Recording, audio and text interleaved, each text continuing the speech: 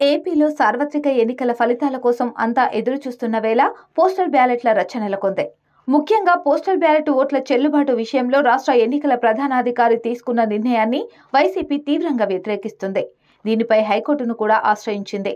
కానీ కేంద్ర ఎన్నికల సంఘం మాత్రం వైసీపీకి షాక్ ఇచ్చింది. తమ నిర్ణయమే ఫైనల్ అని తేల్చి చెప్పేసింది. దీంతో పోస్టల్ బ్యాలెట్లపై హైకోర్టు ఇచ్చే తీర్పు కీలకంగా మారింది.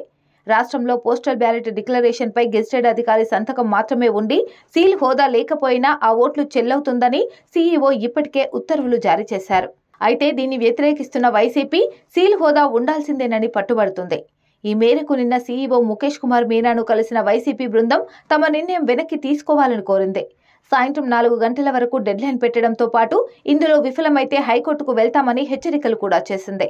ఈ నేపథ్యంలో పోస్టల్ బ్యాలెట్ ఓట్ల చెల్లుబాటుపై రాష్ట్ర ఎన్నికల ప్రధానాధికారి ముఖేష్ కుమార్ మీనా కేంద్ర ఎన్నికల సంఘం వివరణ కోరారు. దీంతో సీఈసీ ఇవాళ స్పందించారు. పోస్టల్ బ్యాలెట్ చెల్లుబాటుపై స్పష్టతనిచ్చారు. డిక్లరేషన్పై సీల్ హోదా లేకపోయినా పోస్టల్ బ్యాలెట్ చెల్లుతుందని స్పష్టం చేసింది.